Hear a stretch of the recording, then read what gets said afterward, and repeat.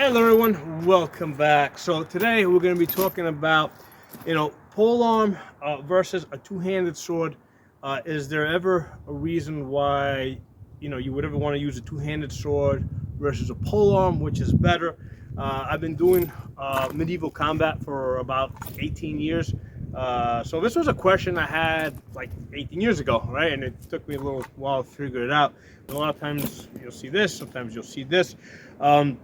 So the polearm, okay, is primarily a battlefield weapon. Okay, you can also use it if you're on guard duty. Basically, they can be anywhere from 6 foot to 8 foot. Okay, but I like using one that's about about 6 foot or so. Basically you have a head over here. You've got some type of a top spike here. You've got a spike, a butt spike over here, and basically, every part of this can be used to hit somebody. Okay. Now the axe head, right? They're usually lighter, right? Because you can have an axe head that has these dimensions, right? But different levels of thickness. So you can have an axe head that's about this big, right? That can be a pound, 2 pounds, or 3 pounds. Okay, and it'll look the same. It'll look the same if you're looking at it from the size. But then if you observe it, you'll see that the thickness will be, because the metal can be made thicker, it can be thinner. So if you're looking at an axe that you usually use to chop wood, it's usually on a shorter handle. I don't know, maybe 3 foot or something, and the weight is usually closer to 3 pounds.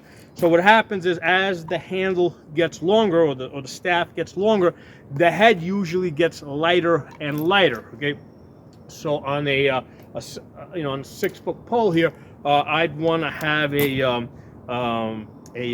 like something that's close to a pound, maybe a pound and a quarter, somewhere around there. And then, because this is something that actually, it's a trainer actually uses to hit people, it has a rubber head inside, right? And then it's got, it's got about 2 inches of padding at both ends over here, right? So that makes it a little bit longer than 6 foot, but that doesn't matter.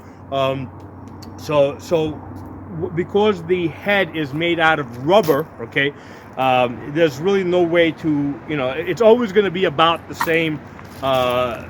Rubber's always going to weigh about the same, right? So, if I make this head bigger, it's going to start getting insanely heavy. So this head actually started off a lot bigger, right? It actually came out to here, right? But for this length of a pole, it ended up being too heavy. I couldn't move it around. Basically, I want to be able to hold this from the end and be able to swing it, from the end like this if I wanted to, right? So that's one of the things that helps me determine how much weight I want at the end over here. Okay, so basically I cut this down to a point where I could move it the way that I want to move it for the way that I fight. Okay, so this is primarily a battlefield weapon, or something that you would use if you're on, like, duty or something, guard duty, versus something like this.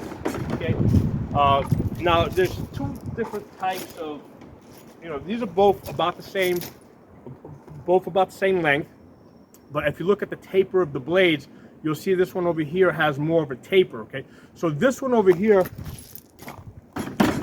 with this type of a taper has less weight on the end, so this tends to be more of a dueling sword for unarmored combat. Okay, this is not the type of sword that I would want to take to a battlefield, because there's not enough weight on the end here. This is primarily a sword for unarmored combat. Okay, a lot of times it'll be referred to as a long sword, right? Not because it's long, but that's just what they call it. But this is something that's really, really quick, nimble. You can flip this around. You can turn it from one side to the other side.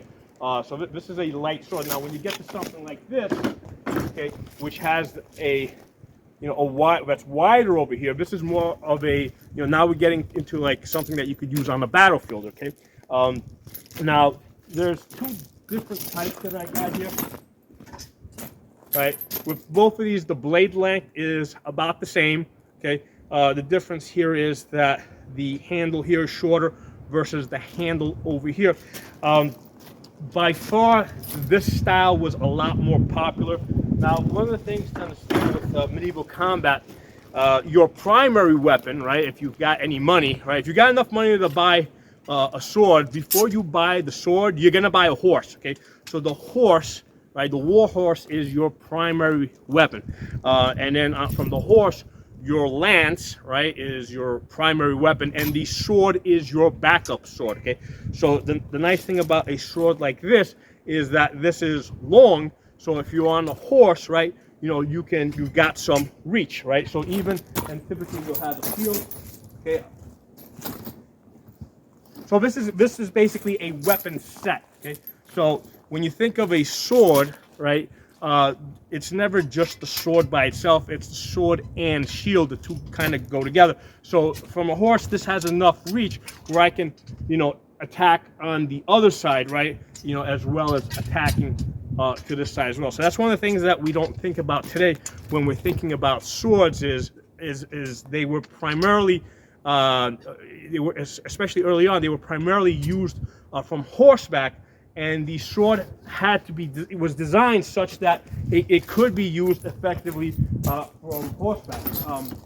Now this style of a sword over here, right, this is a, now this is shorter, right? The blade's a little bit thicker, so this is something that can be used both on, you know, both on foot, on horse. The reach is a little bit short, so this is not ideal to be used from horseback, right? Because I don't have reach here, don't have reach here. I'm going around to the other side here. This is significantly shorter. This is ideal to be used from the ground, right? Because from the ground, I can basically use like almost like a boxing style, right? Where I can cover my hand. So this is really great to be used from the ground. With this type of a sword here, because it's a lot longer, if I'm fighting on foot, I have to basically get more hip into the shot, or I have to use a lot more rotational shots, right? So it's really hard for me from here to just throw a shot straight out like I can with the other sword. You know, usually with this, I'll have to do some type of a wind up, right? You know, rather than just make a static shot. With this, you know, I can make a static shot. So this is a better sword to use from foot. Okay. For a second. So again, now the primary thing I wanted to explain in this video is the place of polearms versus swords. Now, there are swords that you will sometimes see that are almost as long as a polearm, right? They can be up to 6 foot long. Let's say something like this that I used to fight with. Okay, so this is, it's not quite 6 foot, you know, but it's longer. So this is a sword that, again, this is primarily would be used on the battlefield. Okay, this is not something that you would carry at the belt, like I could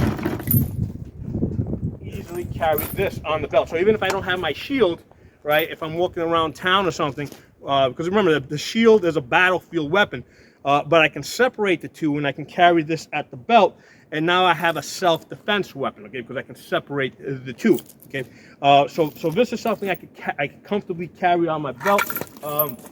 This one over here can also be carried. It's longer, so it does get a little bit more awkward.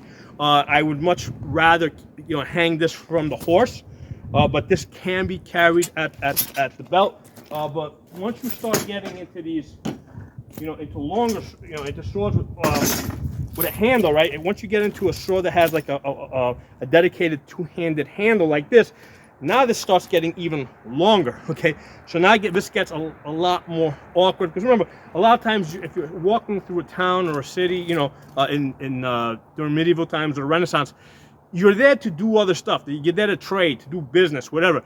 You're not going there expecting to have a fight. So having a sword like this with this long handle, that can be like, you know, especially if you, realistically speaking, don't expect to have a fight, this can be kind of big and awkward. So the tendency was for swords that people carried through towns, through medieval towns and Renaissance towns, was to get lighter and lighter. Okay, so this type of a sword became more and more popular as towns and cities start developing through the Renaissance. So this is even a much lighter sword. Again, this is primarily for unarmored combat, and this is primarily a stabbing tool, okay? I mean, with this, even if this has a sharp edge, I mean, if you cut down with this, I mean, yeah, I mean, it'll break the skin. It might, you know, but it just doesn't have enough mass to really make a good cut, even if it has a sharp edge. This is primarily a thrusting tool. So when we start getting into situations where people, with the development of towns and people are carrying swords through towns, they're gonna carry lighter swords. So just like today, right? You know, in my state, it's very common for people to carry guns. So do you carry an AR-15? No. Do you carry a big old Glock 17? No. You know, I carry a small little G43. Why? Because it's compact, it's light. You know, if I'm going shopping, right, I don't expect to get into a gunfight, right? So I don't need a big gun. If I was, I'm not going to carry the small little pistol. I'm going to take a much bigger pistol that has more capacity. In fact, the rifle is my primary gun. The pistol is the backup gun in that scenario. So same thing applies to the sword and shield. Like normally, you have, you know, this is your weapon set here, right? Where you have, let's say, these two things here. If I'm expecting to have a fight, I want both of them. But if I'm not expecting to have a fight, well, then this stays home, and I just carry this, you know, for my personal self-defense, right? So in a situation where you don't expect to carry a fight, you're not going to carry a big, heavy weapon. Okay. So now there was a minority of cases where, you know, people are depicted going into battle carrying these big, like 6 foot, 6.5 foot swords, you know, even bigger than this. Okay, and they're I mean, basically, even with this, because it's so big, it's going to function pretty a lot closer to this. Right, a sword this big is gonna function a lot more like this. It's gonna move a lot more like this than it's going to move, let's say, to this. All right. So as the sword gets bigger, it starts taking on more and more of the qualities of polearm. Okay. Now, one of the interesting scenarios that you'll see in the during the Renaissance period, right, especially around in Italy or different towns throughout Italy, is you'll see people carrying a sword like this with a buckler, right, with this small little shield, right.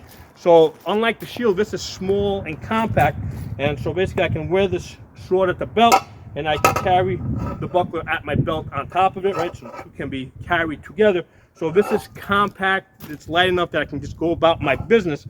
So the benefit of this combination here is, while this sword, because here's the thing, in Renaissance Italy, a lot of times you had situations where you had fights between townspeople and the town's guard, right? So you've got people, you know, you got one set of people that are basically fighting with polearms, and then you've got another set of people with these swords, right? So obviously this is a disadvantage against this, right? For example, there's a reach advantage to the pole. There's also a power advantage. But if you have a buckler, right?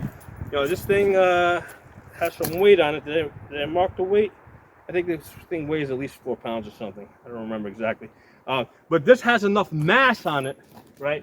So that this has a chance to block a mass weapon like a polearm. Okay, it's not the best scenario, right? But it's doable, right? So if I can use this and this in combination to fight a polearm, right, or a much larger, heavier sword. So this is why this was such a popular combination during the Renaissance, because you had something that was light and compact, but capable of fighting something like this. Okay, so I wanted to kind of you know, lay that out for you guys. Actually, here's two different swords that I sometimes practice with. So this one over here, right? These are practice swords. I actually use this to hit people with full power, full speed. There's wood on the inside of these. So this one over here, being shorter, right, is faster, more nimble, right, than this sword over here, right? So this one is longer, right? It has more reach. Okay, so between these two, the one that I usually pick to fight with is this one. I go with the bigger one, right? If I'm going to be fighting somebody, we're going to do a fight where it's two-handed sword versus two-handed sword, or great sword versus a great sword. I much prefer to have the longer, slightly slower one because I win more fights, right? That reach advantage tends to be more useful than this one being a little bit faster, okay? So, something for you guys to think about. Let me know if you liked the video. Talk to y'all soon.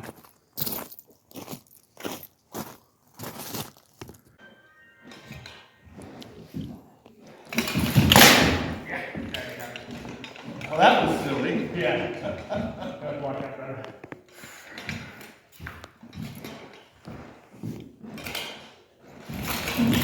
Yeah.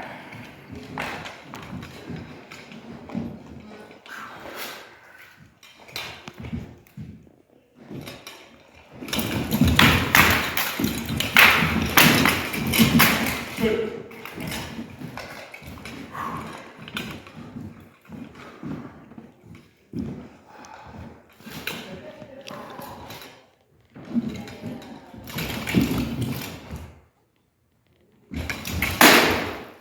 Yeah.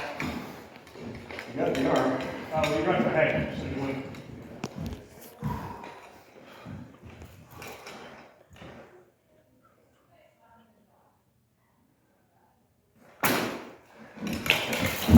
Yeah. Oh, yeah. Roots.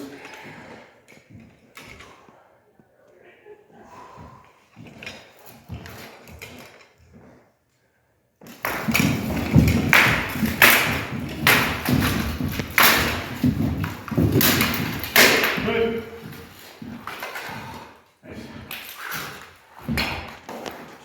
Get them.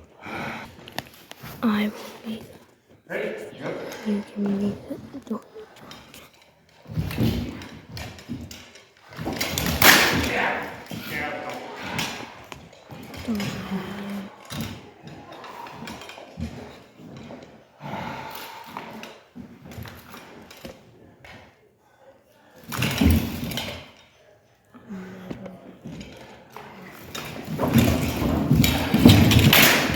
Yeah.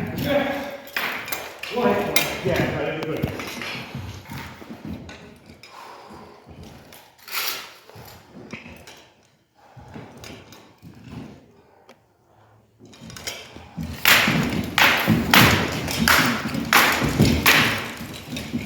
Yeah. Nice arm.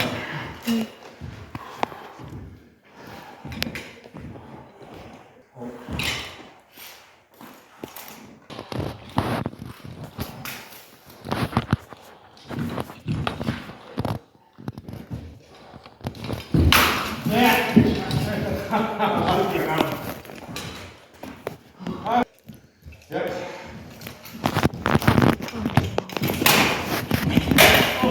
Oh, yeah.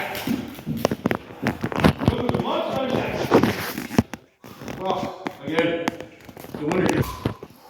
Hear it.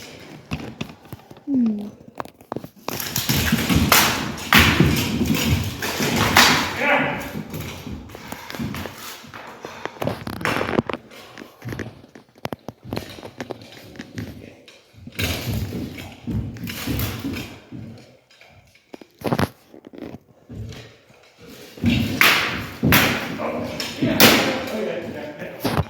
Stop it. What's that? Just get it on my helmet.